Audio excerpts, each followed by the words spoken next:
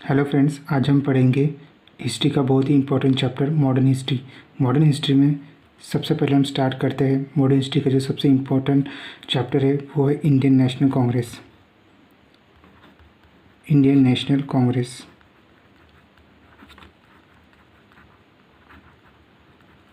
इसकी स्थापना हुई थी 1885 में। इसके जो फाउंडर थे उनके नाम है एलन ऑक्टेवियम ह्यूम और दादा भाई नौरोजी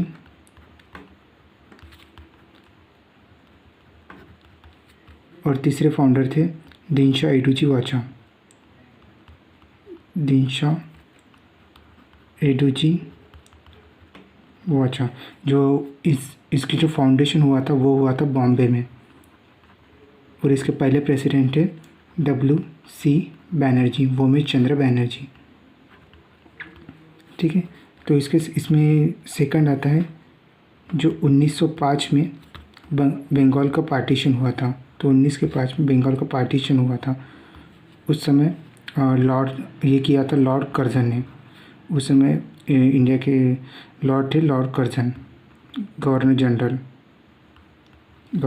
लॉर्ड कर्जन थे। और तीसरे नंबर पे उसके बाद है 1906 में हुआ मुस्लिम लीग की स्थापना।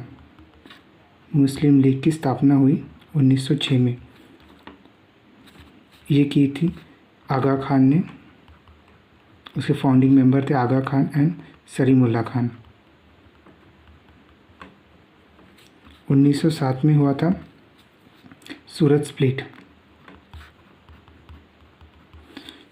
जब मुस्लिम लीग की स्थापना हुई उसके तुरंत बाद दूसरे साल सूरत स्प्लिट हुआ। सूरत स्प्लिट में कांग्रेस को दो पार्ट में डिवाइड किया गया। जो कांग्रेस जो 1885 में जो इस्टेब्लिश हुई थी उसको दो पार्ट में डिवाइड किया गया, क्योंकि उसके दो पार्ट बने। एक नरम दल जो मॉडरेट कहलाते थे और एक गरम दल जो एक्सट्रीमिस्ट कहलाते थे। ठीक है, मॉडरेट और गरम दल ये इम्पोर्टेंट नहीं है। ठीक है, जो एक्सट्रीमिस्ट थे गरम दल एक्सट्रीमिस्ट, उसके लीडर थे लाल बाल और पाल, लाला लाजपत राय, बाल गंगाधर तिलक और विपिन चंद्र पाल। और जो मॉडरेट थे उनके थे पुराने थे जो कहते थे कि हम शांति से करेंगे। 1907 में जब सूरत स्प्लिट हुआ तो उसके बाद कांग्रेस की पावर पूरी ख़त्म हो गई। तो इसी के चलते 1909 में अंग्रेज़ों ने एक बिल लाया, मार्ले मिंटो बिल। इसके तहत कांग्रेस ने देख लिया था कि हम इनको डिवाइड करके इन पे राज कर सकते हैं, इसलिए उन्होंने मार्ले मिंटो बिल लाया। मार्ले मिंटो बिल में उन्होंने ये कहा कि कम्युनल इलेक्शन होंगे, मतलब जिस एरिया में जो भी कम्युनिटी या जो भी जैसे जो जिस एरिया में हिंदू ज़्यादा है वहाँ से हिंदू लीडर ही होगा, और जहाँ से मुस्लिम लीडर है वहाँ से मुस्लिम लीडर ही होगा, ताकि वो लोगों को बांट सके। ठीक है, इसलिए मार्ले मिंटो बिल 1909 में लाया गया। उसके बाद 1911 आता है। 1911 में क्या होता है? 1911 में दिल्ली दरबार आता है। इसमें इंग्लैंड के किंग जॉर्ज फिफ्थ आते हैं, जॉर्ज पंचम। ठीक है, और क्वीन मैरी, उनकी पत्नी क्वीन मैरी भी आती है। ठीक है, उसमें इसी में 1911 में ये डिसाइड किया जाता है कि दिल्ली अब कैपिटल होगी, दिल्ली विल बी कैपिटल। अब बंगाल कैपिटल नहीं होंगी दिल्ली, उस 1911 से पहले बंगाल कैपिटल थी। ठीक है, और 1912 में दिल्ली को ऑफिशियली कैपिटल डिक्लेयर किया गया, ऑफिशियली कैपिटल बनाया गया। ठीक है, उसके बाद आता है 1913 में जब दिल्ली कैपिटल बनेगी। ये भी इम्पोर्टेंट है, दिल्ली कैपिटल बनेगी तो इंडिया के ये कौन थे वायसराय? तो इंडिया में वायसराय थे लॉर्ड हार्डिंग। ठीक है, लॉर्ड हार्डिंग थे इंडिया के वायसराय। ठीक है, 1913 में हम देखते हैं 1913 में क्या हुआ था? गदर पार्टी की स्थापना हुई थी। गदर पार्टी की स्थापना, ये स्थापना किसने की थी? ये स्थापना की थी लाला हरदयाल ने। ठीक है, लाला हरदयाल ने इसकी स्थापना की थी, और ये स्थापना की थी सैन फ्रांसिस्को USA में। ठीक है, मतलब विदेश में भी हमारे लोग जाने लगे थे। वो विदेश में भी कुछ वहाँ से फंडिंग जमा करके हम इंडिया भेज रहे, ताकि यहाँ के लोग जो प्रोटेस्ट हो रहा है उसके लिए पैसे जमा कर सकें। ठीक है। तो वहाँ से फंडिंग इंडिया आती थी ताकि यहाँ के लोग प्रोटेस्ट कर सकें। 1913 में ये हो गया। फिर 1915 आता है, ठीक है। 1915 9 जनवरी 1915 इसमें क्या होता है, गांधी जी भारत आते हैं, गांधी जी भारत आते हैं, ठीक है। तो इसी 9 जनवरी 1915 को हम NRI डे के रूप में मनाते हैं, प्रवासी दिवस, भारत प्रवासी दिवस मनाते हैं, ठीक है। और 1916 में क्या होता है, 1916 1916 में बाल गंगाधर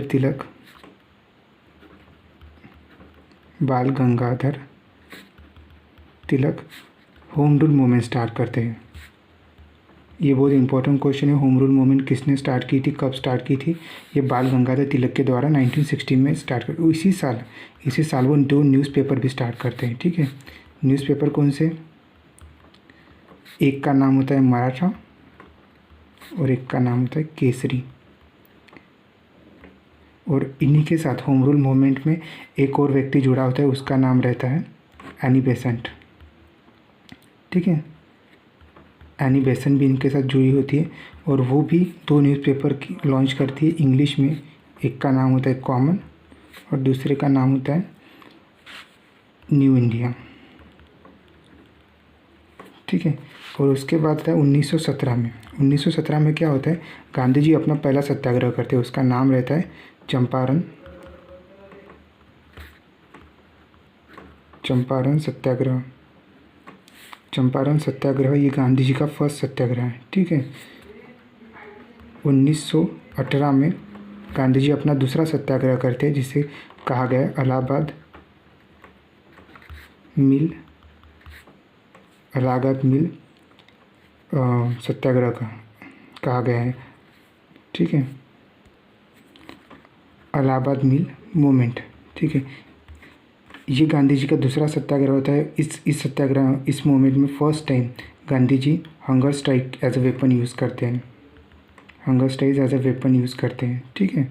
जो क्वेश्चन आता है कि किस मूवमेंट में हंगर स्ट्राइक को एज अ वेपन यूज़ किया था गांधी जी में, तो ये इलाहाबाद मिल मूवमेंट आता है 1918 में।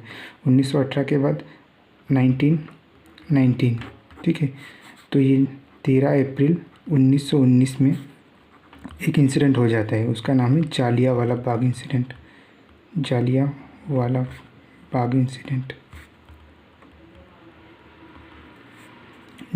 बाग इंसिडेंट में हज़ारों लोगों को मारा गया है। जो ऑफिशियल नंबर है वो 340 के आसपास है कि 340 लोग मरे थे, लेकिन वो हज़ारों के तादाद में लोग मरे थे, ठीक है। तो जालियांवाला बाग इंसिडेंट होता है। जालियांवाला बाग इंसिडेंट क्यों होता है, क्योंकि 1919 में ही एक एक्ट पास किया जाता है, राउलेट एक्ट, ठीक है। 1919 में एक राउलेट एक्ट पास किया था। इसके तहत सिर्फ शक के बिना पे वो किसी को भी जेल में डाल सकते हैं। उनको लगता है कि ये आदमी सत्याग्रह कर सकता है या कुछ कर सकता है, इससे खतरा है, तो उसको जेल में डाल सकते हैं। उस समय पे 1000 लोगों को जेल में डाला गया और पंजाब प्रोविंस में भी लोगों को जेल में डाला गया। उन्हीं को छुड़ाने के लिए जालियांवाला बाग में लोग शांतिपूर्ण तरीके से आंदोलन कर रहे थे। उन्हीं पे डायर्स ने गोलियाँ किसने चलाई थी, R डायर्स, ठीक है, R डायर्स। और ऑर्डर किसने दिए थे, O डायर्स, जनरल डायर, ठीक है। ये दोनों डायर सरनेम ही है, लेकिन ऑर्डर दिया था जो गवर्नर था ये था, और जो पुलिस सुपरिटेंडेंट था वो R डायर था, ठीक है। ये आपको ध्यान में रखना है। उसके बाद 1990 में जब इंसिडेंट हो जाता है, तब गांधी जी लॉन्च करते हैं non cooperation movement. Gandhi ji non cooperation movement launch करते हैं 1920 में, क्योंकि वो जालियांवाला बाग का विरोध प्रकट करना चाहते हैं, इसलिए नॉन कोऑपरेशन मूवमेंट 1920 में गांधी जी लॉन्च करते हैं, ठीक है। ये क्वेश्चन भी आता है, गांधी जी ने नॉन कोऑपरेशन मूवमेंट कब लॉन्च की थी, या नॉन कोऑपरेशन मूवमेंट किसने लॉन्च किया था, ठीक है। उसके बाद 1922 में चौरी चौरा इंसिडेंट हो जाता है, चौरी चौरा इंसिडेंट, ठीक है। एक चौरी चौरा नाम का गांव रहता है यूपी में। तो वहाँ पे कुछ लोग जमा होके पूरे पुलिस स्टेशन को आग लगा देते हैं। वहाँ पे बहुत सारे पुलिस वाले मारे जाते हैं जल के। और उसके बाद Gandhi ji non cooperation movement अपना वापस लेते हैं, क्योंकि हिंसा का प्रयोग हो जाता है। क्योंकि गांधी जी का पूरा काम अहिंसा से होना चाहिए, पर हिंसा हो जाती है, इसलिए गांधी जी अपने नॉन कोऑपरेशन मूवमेंट पीछे ले जाते हैं। और इसी के बाद पुलिस वाले हज़ारों क्रांतिकारियों को जेल में डाल देते हैं और बाहर कोई भी नहीं रहता जो रिवॉल्यूशन या मूवमेंट्स को कैरी ऑन करने के लिए। तो 1923 में स्वराज पार्टी की स्थापना कर लेते, क्योंकि बाहर कोई भी नहीं रहता सत्याग्रह को कंटिन्यू करने के लिए या फ्रीडम मूवमेंट को कंटिन्यू करने के लिए। इसे स्वराज पार्टी की स्थापना की जाती है। किसकी तरफ से की जाती है? ये CR दास, चित्तरंजन दास और मोतीलाल नेहरू की ओर से की जाती है, ताकि ये जेल के बाहर भी कोई तो रहे जो इंडिया का फ्रीडम स्ट्रगल कैरी ऑन कर सके। तो 1924 में स्वराज पार्टी की स्थापना की जाती है। 1924 के बाद 1923 में स्वराज पार्टी की स्थापना की जाती है। उसके बाद आता है 1924। 1924 में क्या होता है? 1924 में HRA की स्थापना होती है, Hindustan Republican association, Hindustan Republican association, ठीक है। इसकी स्थापना की जाती है चित्तरंजन दास के, इसकी स्थापना की जाती है राम प्रसाद बिस्मिल के द्वारा, राम प्रसाद बिस्मिल, ठीक है। राम प्रसाद बिस्मिल के द्वारा इसकी स्थापना की जाती है। इसका मेन मोटो रहता है काकोरी में जो ट्रेन जा रही होती है, ट्रेन में जो खजाना जा रहा होता है अंग्रेज़ों का, उसको लूटना इसका मेन मकसद होता है। और उसमें कितने रुपए उसके पैसे 8,000 रुपये लूटे जाते हैं और उसके खरीदे जाते हैं हथियार, ठीक है। 8,000 रुपये लूटे जाते हैं 1924 में। इसके बाद आता है 1928, ठीक है। 1928 में क्या होता है? HSRA की स्थापना होती है, हिंदुस्तान सोशलिस्ट रिपब्लिकन एसोसिएशन। में सोशलिस्ट ऐड कर दीजिए, बाकी वही है। इसकी स्थापना चंद्रशेखर आज़ाद करते थे, ठीक है। अगर आप सर्च करोगे विकीपीडिया पे तो आपको इसका फाउंडर का नेम राम प्रसाद बिस्मिल दिखा जाता है, लेकिन वो गलत है, क्योंकि राम प्रसाद बिस्मिल को 1927 में फांसी हो जाती है काकोरी लूट केस के लिए। तो अगर 1907 में फांसी से वो मर गए तो 1928 में HRA की स्थापना कैसे कर सकते हैं? इसलिए ये गलत है। इसकी स्थापना चंद्रशेखर आज़ाद की थी। और इसका मेन मकसद क्या रहता है? इसका मेन मकसद रहता है जेम्स स्कॉट की हत्या, ठीक है। जेम्स स्कॉट की हत्या करना, ठीक है। इसको फिर भगत सिंह भी ज्वाइन कर लेते। तो जेम्स स्कॉट की हत्या क्यों करना चाहते हैं? क्योंकि 1928 में एक फेमस कमीशन भारत में आता है, जो आपने सुना भी होगा, साइमन कमीशन, ठीक है। साइमन कमीशन भारत आता है। तो साइमन कमीशन का विरोध करने के लिए जो प्रोटेस्ट हो रहा था, विरोध हो रहा था, उसमें हिंसा हो जाती है और लाला लाजपत राय मर जाते हैं। लाठीचार्ज वहाँ पे पुलिस के द्वारा लाठीचार्ज की जाती है, उसमें लाला लाजपत राय मारे जाते हैं। तो उन्हीं का बदला लेने के लिए उन्हें जेम्स स्कॉट को मारना रहता है। तो जेम्स स्कॉट को मारने के लिए भगत सिंह और राजगुरु जाते हैं, लेकिन वहाँ पे उनको जेम्स स्कॉट नहीं मिलता, तो वो मार देते JP सैंडर्स को, ठीक है। अब जो मिला उसको मार देते, क्योंकि जेम्स स्कॉट छुट्टी पर रहता है उस दिन, इसलिए जो मिला उसको मार देते। तो JP सैंडर्स को मार देते, वो भी रहता है वहाँ पे, तो JP सैंडर्स को ये लोग मार देते हैं, ठीक है। उसके बाद आता है 1929 में JP सैंडर्स को मार देते हैं। उसके बाद 1930 में Gandhi ji civil disobedient movement चलाते हैं, सिविल डिसोबीडिएंट मूवमेंट, ठीक है। उसके द्वारा इंडिया जो भारत के लोग होते हैं उनको ये अपील करते हैं कि वो अंग्रेज़ों की बने हुई किसी भी चीज़ को ना खरीदे। अंग्रेज उस टाइम पे साबुन बनाते थे, हेयर ऑयल बनाते थे, नमक बनाते थे और बहुत सारी चीज़ें बनाते। तो गांधी जी ने कहा कि हम किसी भी चीज़ को नहीं खरीदेंगे, ठीक है। और 1930s में ही गांधी जी दांडी मार्च करते हैं। दांडी मार्च आपने सुना होगा, सॉल्ट मार्च जिसे कहा जाता है, नमक का सत्याग्रह, ठीक है। तो नमक का सत्याग्रह वो क्यों करते हैं? जैसे वो सिविल डिसोबीडिएंट मूवमेंट स्टार्ट करते हैं, क्योंकि हम अंग्रेज़ों का कोई भी सामान नहीं खरीदेंगे, तब अंग्रेज़ बोलते कि ठीक है मत खरीदो, पर तुम नमक तो खाओगे। तो नमक का वो रेट क्या करते हैं? बढ़ा देते। 10 रुपये का नमक वो कर देते हैं 150 रुपये डायरेक्ट, या पकड़ लीजिए 200 रुपये कर देते हैं, बहुत बढ़ा देते हैं रेट। तो इसी के लिए गांधी जी दांडी मार्च स्टार्ट करते हैं। तो दांडी मार्च को स्टार्ट करते हैं साबरमती आश्रम से लेके दांडी तक, जो गुजरात की कोस्ट लाइन रहती है दांडी, वहाँ तक। ये टोटल 24 डेज़ का पैदल चलते हुए जाते हैं। और वो स्टार्ट करते हैं 49 लोगों से, ठीक है। 49 लोग साबरमती आश्रम से चलते हैं और दांडी पहुँचते वो लोग 50,000 हो जाते हैं, ठीक है। और वहाँ पे जाके वो समुंदर के पानी को इवेपोरेट करके नमक बनाते हैं, ठीक है। इसको नमक का कानून तोड़ना भी कहते हैं अगर आपको क्वेश्चन है तो, ठीक है। उसके बाद 1930s में राउंड टेबल कॉन्फ्रेंस होती है। राउंड टेबल कॉन्फ्रेंस का मेन मोटो ये रहता है कि जो साइमन कमीशन आया रहता है, ठीक है, 1928 में, ये लोग इंडियंस तो उसको रिजेक्ट करते थे।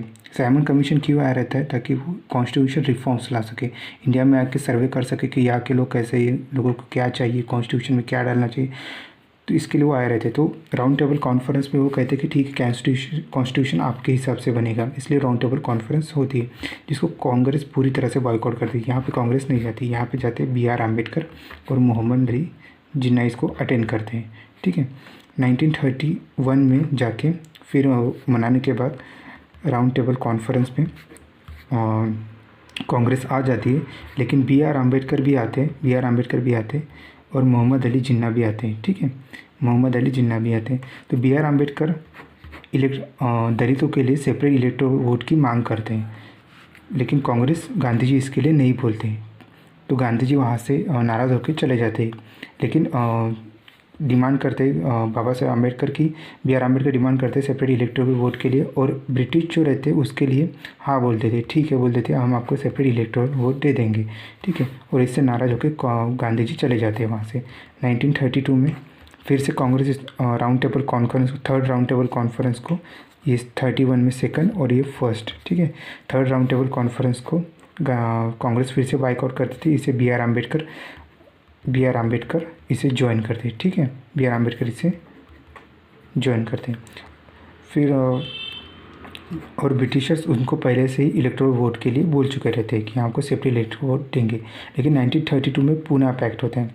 इसमें क्या रहता है, सेपरेट इलेक्टोरल वोट के खिलाफ गांधी जी भूख हड़ताल पर बैठ जाते, हंगर स्ट्राइक पे बैठ जाते हैं, ठीक है। तो उसी के लिए गांधी जी की हालत बहुत ख़राब हो जाती है, इसके लिए बाबा साहेब अम्बेडकर पूना पैक्ट के लिए राज़ी हो जाते और 10 साल के लिए दलितों को सेपरेट इलेक्टोरल वोट दिया जाता है, ठीक है। पूना पैक्ट गांधी जी और बाबा साहेब अम्बेडकर के बीच में होते हैं, लेकिन पेपर वर्क जो होता है वो मदन मोहन मालवीय और बाबा साहेब अम्बेडकर के बीच में होता है, ठीक है। मदन मोहन मालवीय के साथ और एक व्यक्ति रहता है, उनका नाम है डॉक्टर राजेंद्र प्रसाद, ठीक है। डॉक्टर राजेंद्र प्रसाद भी BR अम्बेडकर के साथ रहते हैं। उसके बाद 1939 में 39 से 1945 में कुछ हो जाता है, ठीक है। ये वर्ल्ड वॉर 2 का स्टार्ट रहता है। वर्ल्ड वॉर 2 स्टार्ट हो जाता है। इंग्लैंड, जो ब्रिटिश तो वर्ल्ड वॉर 2 में चला गया रहता है, तो उनकी जान और माल दोनों की हानि हो रही रहती है। तो उस टाइम पे नेताजी सुभाष चंद्र बोस गांधी जी को कहते हैं कि हम यही टाइम में हम ब्रिटिशर के ऊपर प्रेशर डालते हैं, उनको भारत छोड़ने के लिए बोलते हैं, लेकिन गांधी जी और उनमें कुछ डिस्प्यूट हो जाते हैं। उसकी वजह से नेताजी सुभाष चंद्र बोस 1939 में ऑल इंडिया फॉरवर्ड ब्लॉक की स्थापना करते थे। ऑल इंडिया फॉरवर्ड ब्लॉक की नई पार्टी की स्थापना करते हैं 1939 में। इसकी स्थापना वेस्ट बंगाल में करते हैं वो, ठीक है।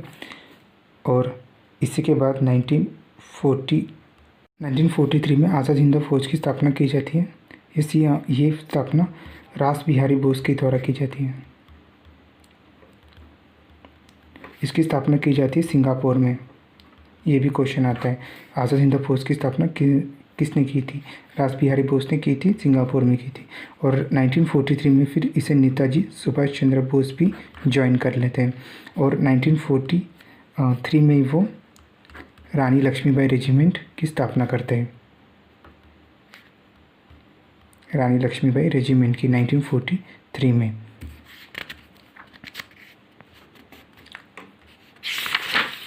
ठीक है, 1943 में ये होता है। और 1942 में क्रिप्स मिशन भारत आता है, ठीक है। क्रिप्स मिशन के द्वारा लॉर्ड क्रिप्स इंडिया आते हैं और वो भारत से मदद मांगते कि आप वर्ल्ड वॉर 2 में हमारी मदद कीजिए, बदले में हम आपको आज़ादी दे देंगे, इंडिपेंडेंस दे देंगे। लेकिन गांधी जी उनको बोलते हैं क्विट इंडिया मूवमेंट, ठीक है, भारत छोड़ो आंदोलन 1942 में स्टार्ट कर देते हैं। वो बोलते कि भारत छोड़ो आंदोलन 1942 में स्टार्ट कर देते हैं, ठीक है। तो 1942 के बाद 1946 में इंडिया में कैबिनेट मिशन आता है, जो सर्वे करने के लिए आता है कि हम इंडिया को कब आज़ाद कर सकते, इंडिया को आज़ाद करने के लिए क्या टर्म्स एंड कंडीशन, उसके लिए कैबिनेट मिशन आता है। इस मिशन के होते हैं सर पैट्रिक लॉरेंस। ठीक है, सर पैट्रिक लॉरेंस ये हेड होते हैं इसमें कैबिनेट मिशन के। ठीक है, और इसमें क्या पैट्रिक लॉरेंस भी आते हैं। ठीक है, तो 1946 में जो 1946 में जो प्रेसिडेंट रहते हैं ब्रिटेन के क्लेमेंट एटली। ठीक है, ब्रिटेन के प्रेसिडेंट क्लेमेंट एटली वो इंडिया को बोल देते कि 1947 में हम आपको आज़ादी दे देंगे। ठीक है, 1947 में हम आपको आज़ादी दे देंगे। और लास्ट इंडिया के वायसरॉय आते हैं। इंडिया के जो लास्ट वायसरॉय रहते हैं लॉर्ड माउंटबेटन, उनको इंडिया भेजा जाता है ताकि वो इंडिया को प्रॉपरली फ्रीडम दिला सकें।